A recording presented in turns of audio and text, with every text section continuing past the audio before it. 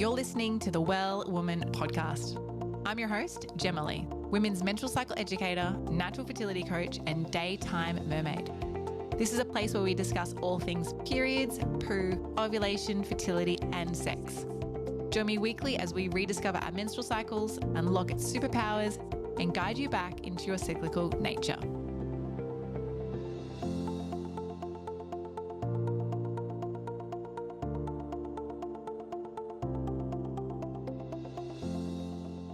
Chloe, welcome back to the Well Woman podcast. Thank you for having me. It's always such a pleasure.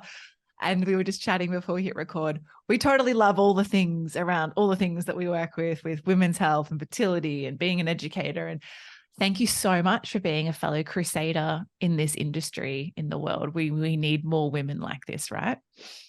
Well, right back at you. Thank you too.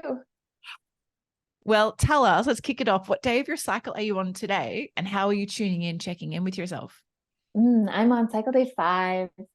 So I'm just at the very tail end of my menstruation with some very light flow and still feeling the hibernation vibes actually on cycle day 5. So I'm just noticing that my energy level is still a little bit low. Really enjoying just taking a slow day and kind of just only doing what's necessary and giving myself lots of time to rest today.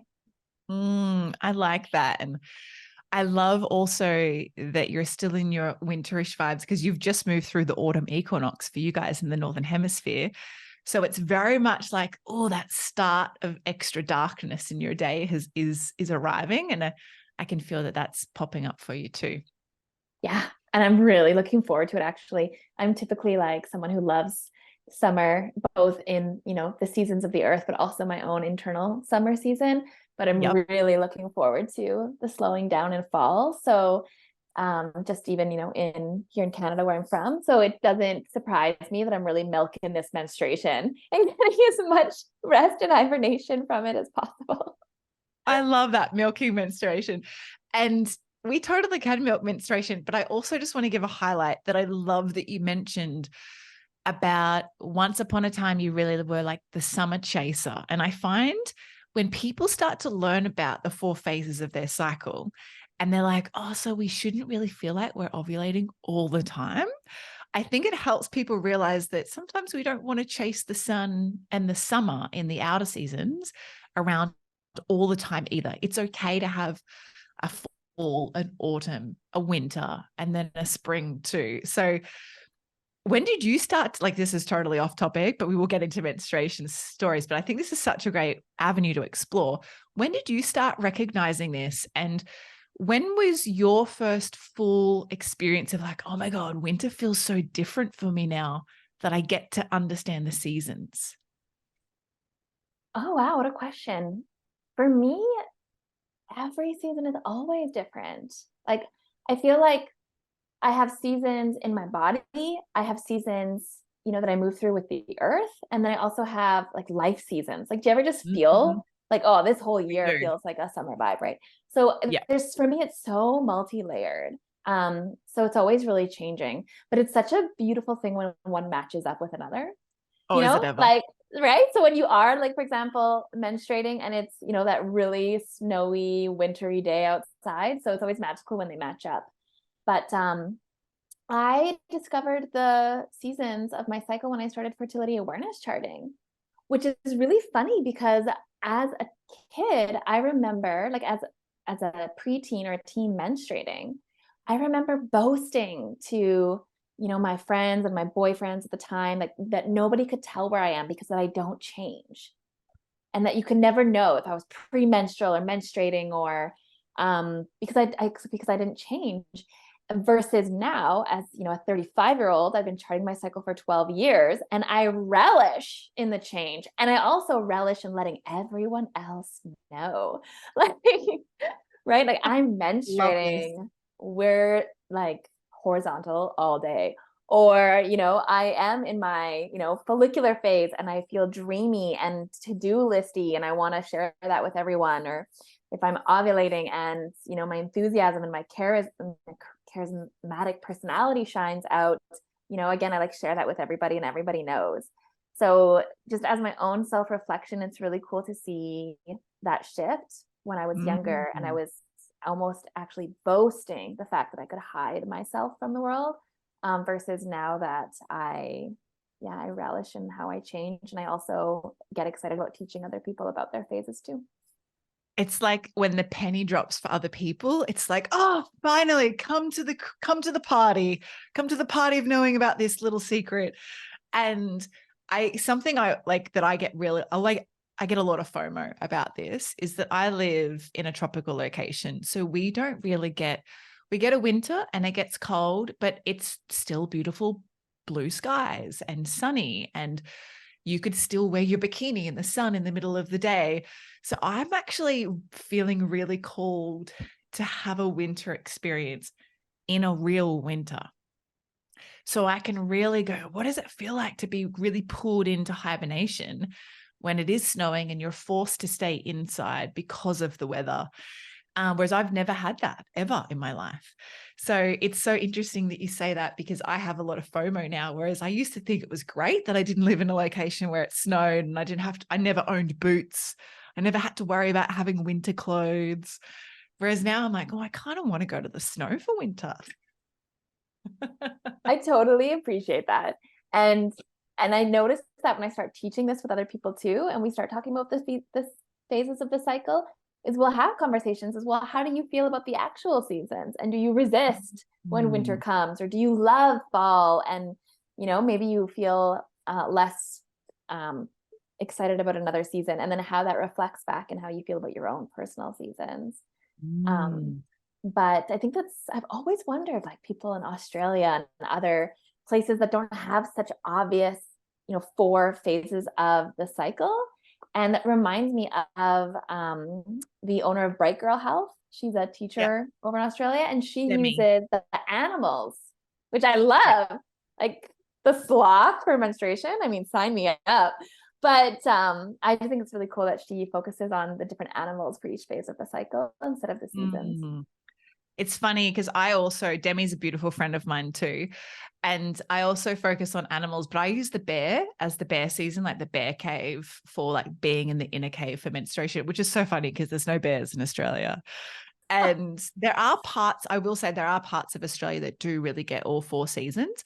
I just live in the top part, not the toppest part, but I live in a most northern, location in Australia. So it's definitely warmer, and I feel very fortunate for where I live. However, at the same time, I'm feeling this really deep, maybe ancestral calling, because once upon a time, I'm not traditionally from Australia. So once upon a time, maybe I'm from northern UK and I'm being craved and called down to have a winter or something. I'm not sure, but we'll see what happens.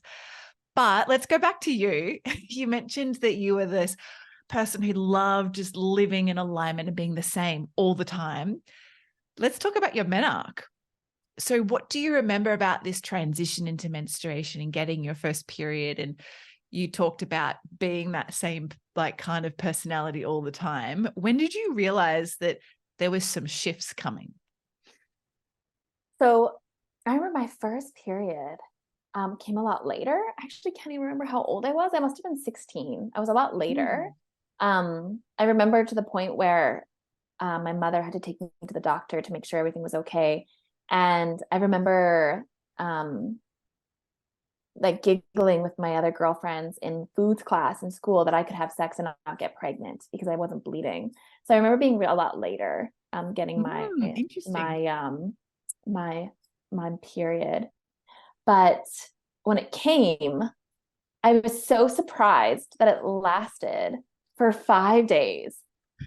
So nobody told me that. I'm like, what? I have to deal with this for like a whole week every single month for the rest of my life? So obviously nobody had told me about menopause either, because I didn't know it was going to stop. But yes, I started menstruation with very little education. And it's really funny because it's one of those things where you teach what you need. And so it's not fun. It's not a surprise that now I'm a fertility awareness educator, and I teach from your first period to your last. So it's a full spectrum fertility awareness educator. I teach preteens about their first periods, which, I wish I would have had a Chloe when I was 9, 10, 11, 12 years old to tell me all about my body and what was going to change, because I didn't know anything. And yeah, and then eventually when I can't remember too much in the early years, except knowing that I was like that unicorn who I really never had any issues with my cycle. So it came, and again, I felt very even keel. I didn't experience a lot of ups and downs. There was no medical reason for me to be on the hormonal birth control pill. So other than the initial shock that this was going to last for a few days, like 5 to 7 days per cycle, I had a pretty easy transition. I just remember seeing the blood for the very first time on my underwear and going up to my mom and being like, so this is it? Like, is this what I've been waiting for? And that was it. And, you know, it's funny, whenever I start talking about my menarche, especially when I start sharing online, I always like get a phone call from my mom, and she's like, why do you say those things? You make me sound like such a bad mom. And I don't, and I love her, and she's the best mom ever. It's just, you know, you know what you know, right? And 100%. that generation was not hosting period parties. You know, that generation wasn't talking openly about their periods. In fact, I didn't even consider using my menstruation, or I didn't even consider the sacredness of my blood until I was in my mid-20s. I was 25 when a man asked me for the very first time while I was traveling in Colombia what I did with my menstrual blood. And I'm like, oh, put it down the drain? Right? So Flush it down the toilet. yeah. And it's like, wow, really? That's what you do with like your sacred moon blood. And I'm like, oh my gosh. And so that just opened my whole, and I had been charting already for years at that point. So I already, you know, was really excited about fertility awareness and my cervical mucus. But wow, yeah, I guess it's been 10 years since that conversation in Colombia. And now, I mean, you'll see me on Instagram sharing all the ways that I use my menstrual blood. And you know, it's not for the faint of heart, that's for sure.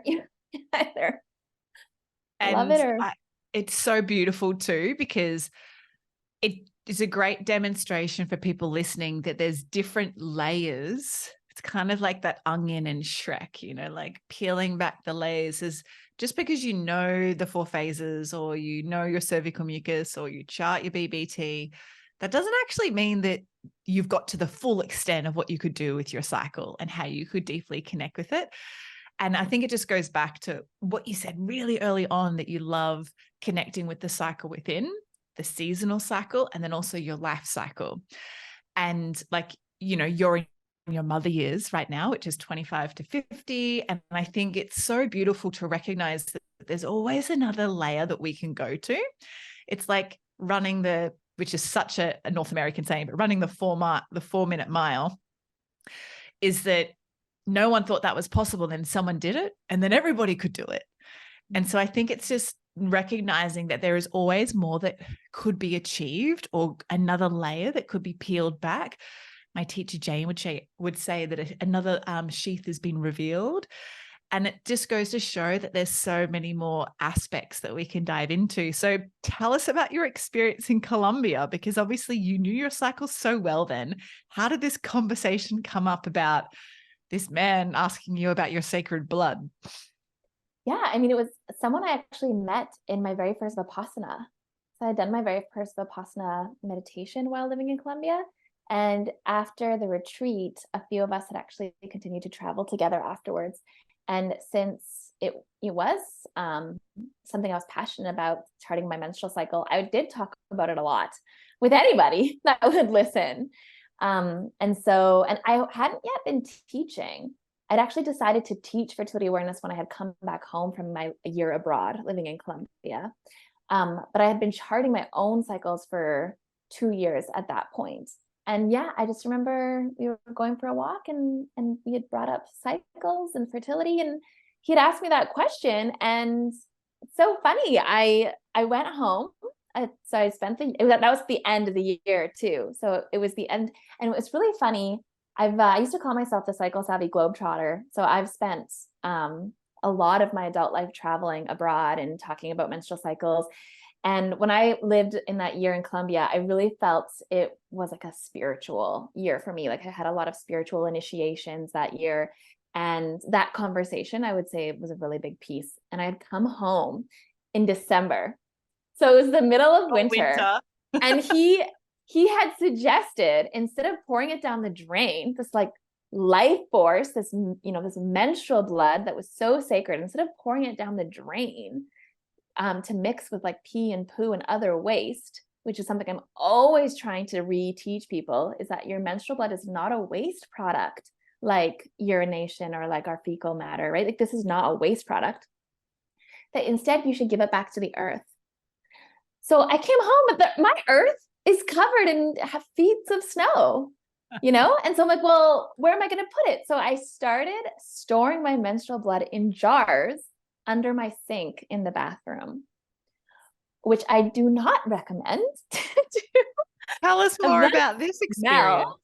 Can't even imagine the smell of month after month of just adding more menstrual blood into the same jar. And it smelled so bad.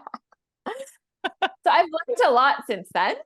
And one of the things that I always encourage people to do whenever they want to use their menstrual blood is to use it as soon as possible and as fresh as possible. So when it is summer, again, honoring the different seasons of even the earth, when it's summer, I'm more likely to go to a special spot and bury my blood back into the earth. When it's winter and I don't have access to, the outside earth, I might mix it with some water and give it to my houseplants. Or I'll use it as a menstrual blood face mask, or I'll paint with it, or I'll bathe with it.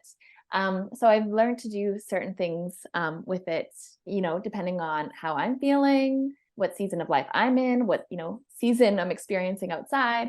But let me tell you. Oh, and if I'm not going to use it that day for whatever reason, I'll put it in the fridge.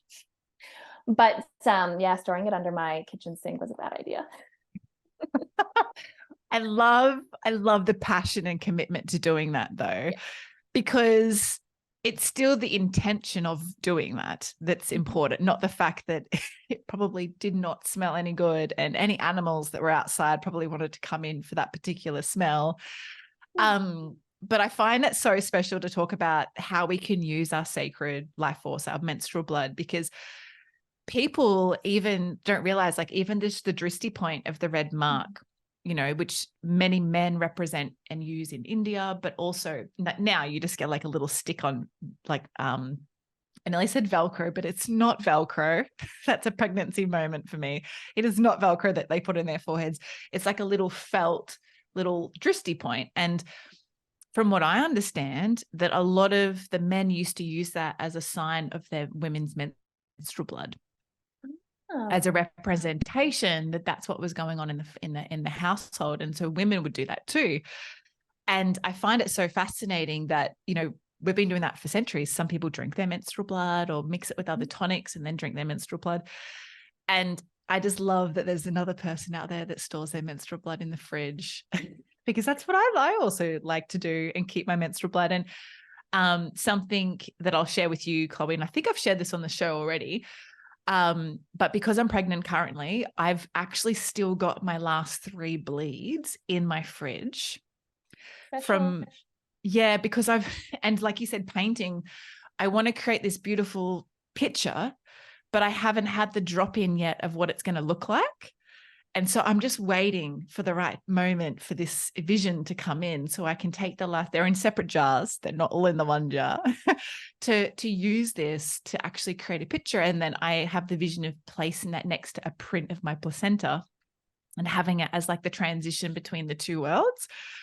And it just is a good inspiration to hear you speak of this too, because it just like, I'm not just the woohoo person. Like this is actually something that people do. So what have you done that's artistic with your menstrual blood?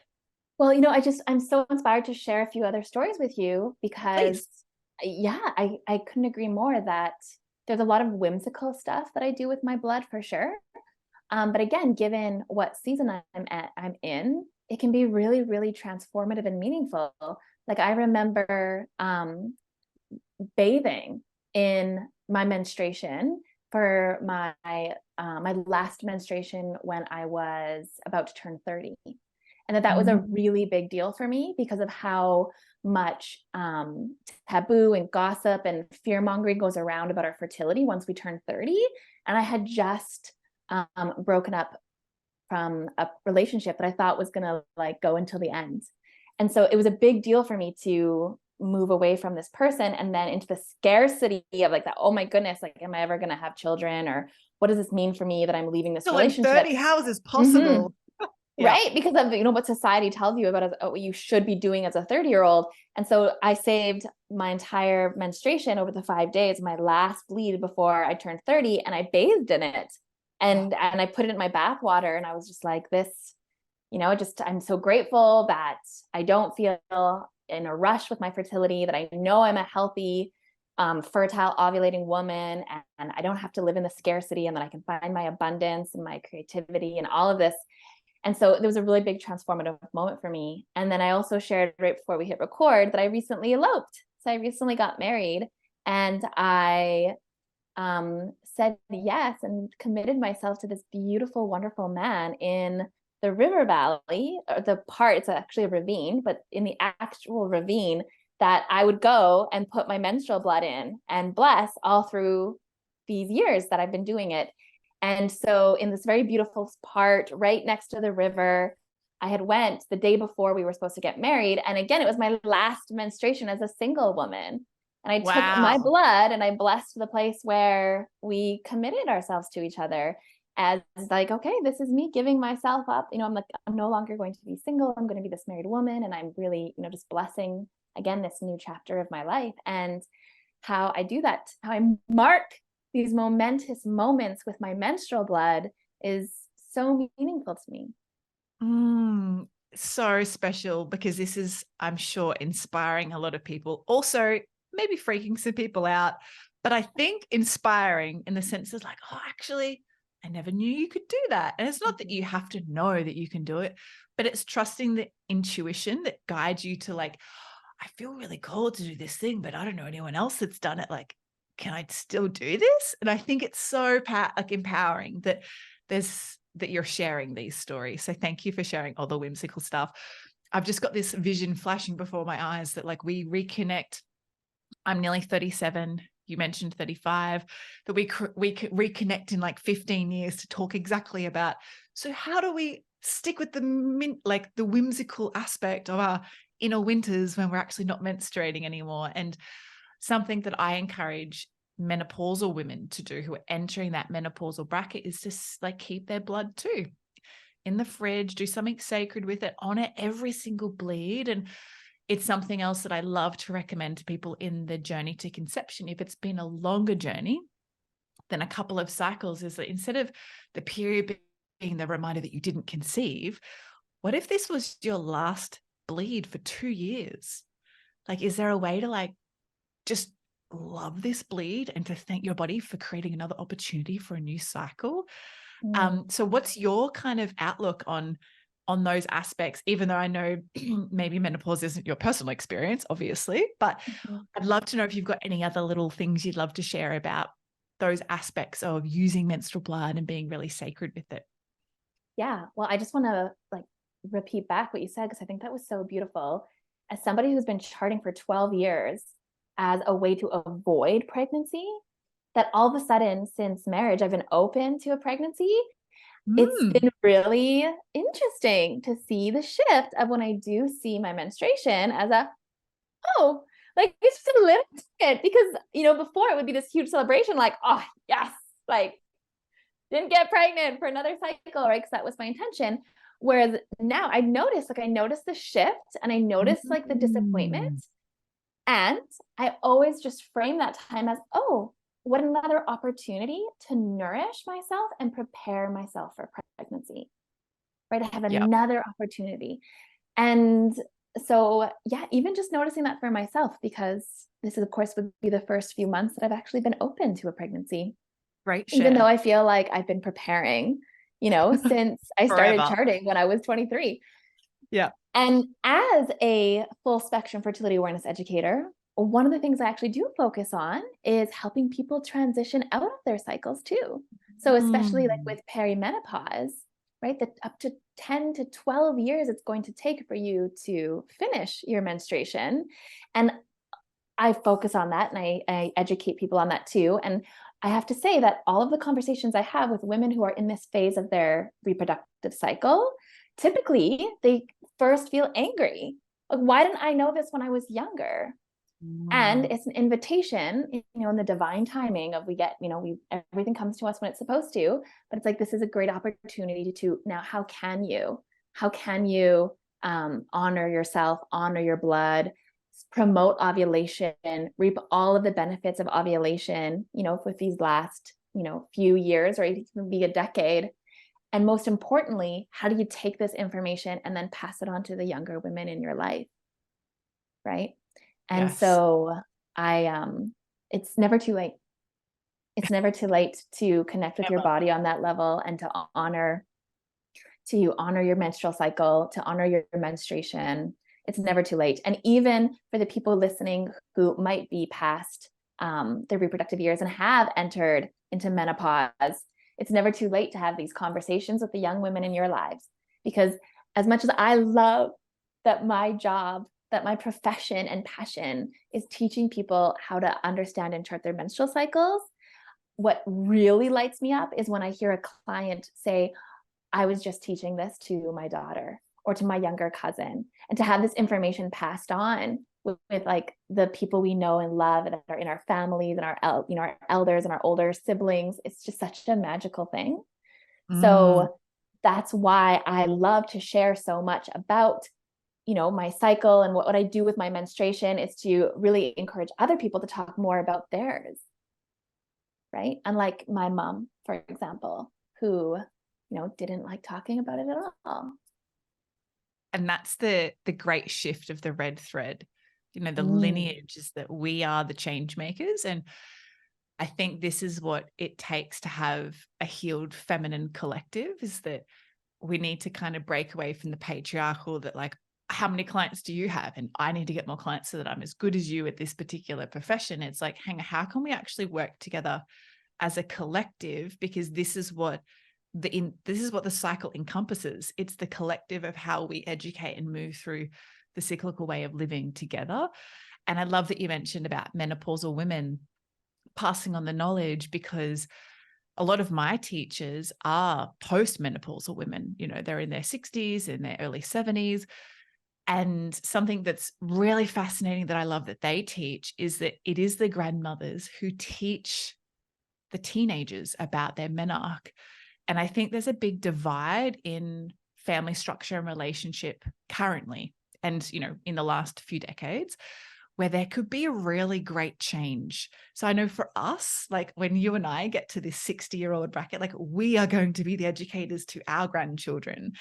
And that's where we recreate what's the way that we once always used to live in culture and community. So I love that you're sharing all of that. I look forward. I actually look forward to the time when I'm menopausal, which is really crazy to say. But it was actually two amazing women, Alexandra Pope and Shawnee Hugo Wurlitzer, right? When I hear them talk about menopause and as graduation, it's something I look forward to and that I'm excited about. So yeah, and that's kind of going back onto this whole theme of change and like cycles. There's always another lens you can zoom out farther, and just, another cycle that you can appreciate and another layer that you can unpack. Totally. And I think something that I'm so like, I wish for you is the experience of pregnancy, because I feel the adaptation of pregnancy and not having a cycle. Like for me, being connected with my cycle for like over a decade as well, is that now that I actually don't have a period, I have FOMO about not menstruating.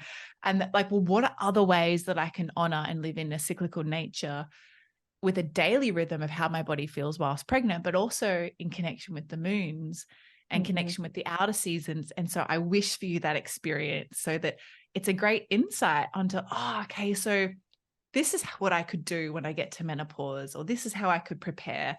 So yeah, really great insight. And I'd love to shift gears. Like we've already talked a lot about how you honor with your menstrual blood, But I think there's other ways I know that you would probably honor your bleed and honor that menstrual time.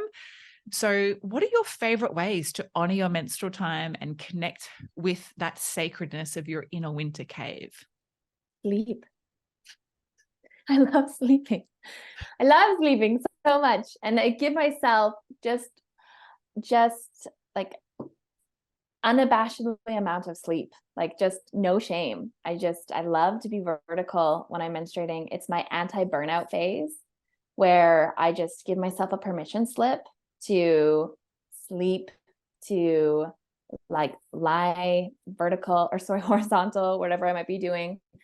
And just to go slow. Like I really like that, especially if I'm exercising. I stop exercising when I'm menstruating.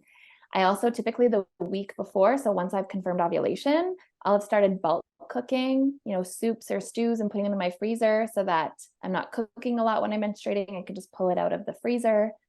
And spending a lot of alone time, with myself. And if if I do want to be out, I'll typically be out in nature. I notice for myself particular, I either like to be alone or just be around other women. Yeah. Oh, nice. And that's what I like to do. I like to do and just kind of like let go. I mean, which makes sense, right? We're like literally letting go of parts of our body. So just letting go of other things that don't serve me. There's actually a lovely little ritual that a beautiful friend I met in Vietnam, Ray Dohar, taught me, and it was to write 2 lists and things that I thought I needed and don't, and I'm ready to let go, and then things I still need, and just to kind of take stock and do that for myself each menstruation.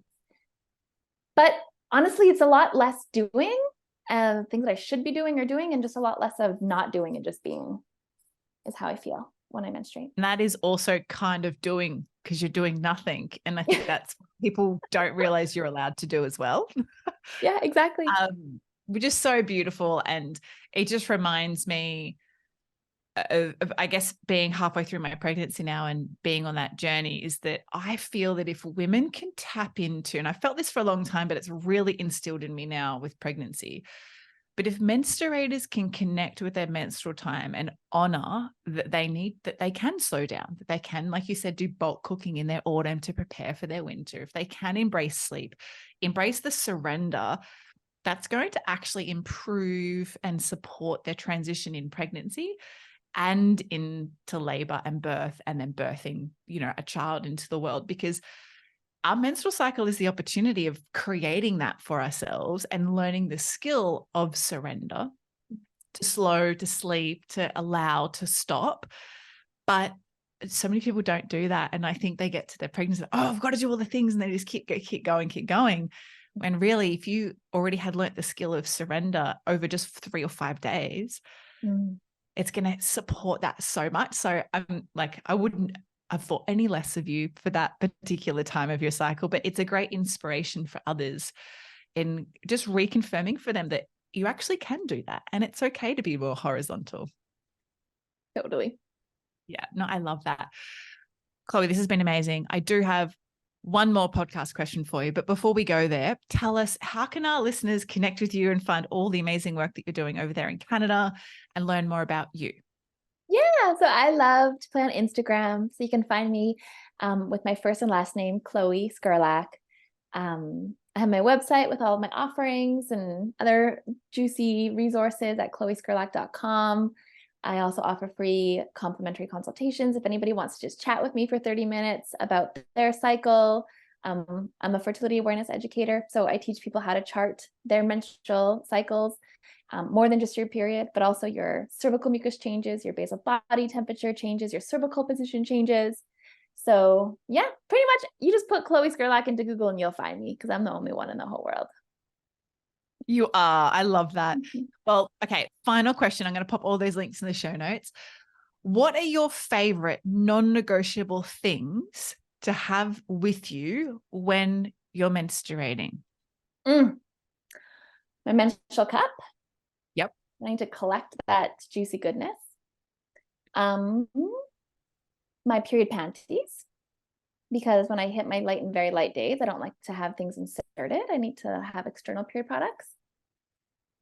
And what a good question. A big, like, chocolate bar of dark chocolate, 100%. I need that. The darker, the better. The more magnesium, the better. And my magnesium lotion. Oh, I like that. I thought you were going to be like a big, deep bath. I thought that's where you were going with it. And you're like, chocolate bar. Chocolate bar. I love that too. I'm all about that magnesium. I need that magnesium. I can even just in that, I'm like, I need my magnesium lotion. I need my Epsom salt baths. I need my chocolate bar with the dark chocolate. So you can see how much I'm craving my magnesium during that time. Yeah. And you've just been through your period too, being on day 5 today. So you're like very aware of all the things that you like to use. And I think it's the reason I'm asking this question for all of our guests to answer at the end of the podcast for this series is that it's an insight into that you don't need all the fancy shit.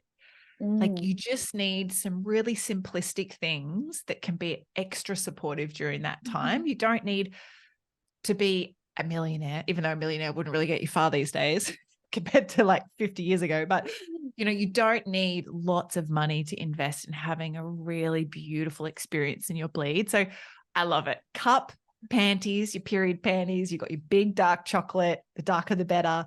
You've got your magnesium oil, you've got your bath salts. Fantastic. Anything else you want to add in before we wrap up? Just that one of the things I love to encourage all of the preteens, my period positivity workshop, is to make a period box.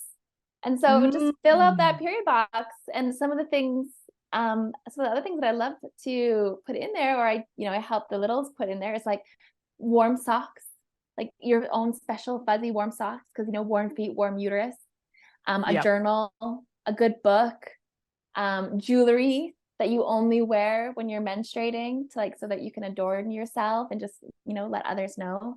And I hope that people are inspired to think about what are the things that they love and that they need on their period. And thank you so much for having this beautiful conversation with me. You are so worth it. It has been an absolute honor. So thank you so much for being here and sharing all of your beautiful insights and your personal experiences.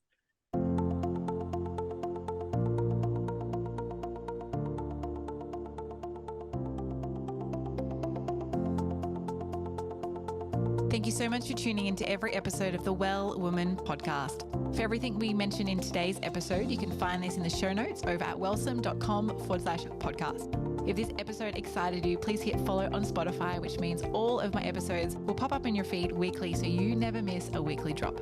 I'd love you to leave a review on Apple Podcasts too. Love this episode? Come and follow me over on Instagram at wellsome_Jema. Say hi and share what you've taken away from this episode with me. Now, is there a bestie, sister, or a friend who who might be fed up, frustrated, and confused with their cycles? Are they ready to join you in awakening their cyclical essence too? Well, take a screenshot of this podcast episode, share it on your socials, email it, text it, or any way you need to get it to them. So together we can all live in flow, harmony, and balance with our cycles. Now, until next time, beautiful, get connected, listen to your body, and remember, body confidence all begins with living in tune with your menstrual cycle.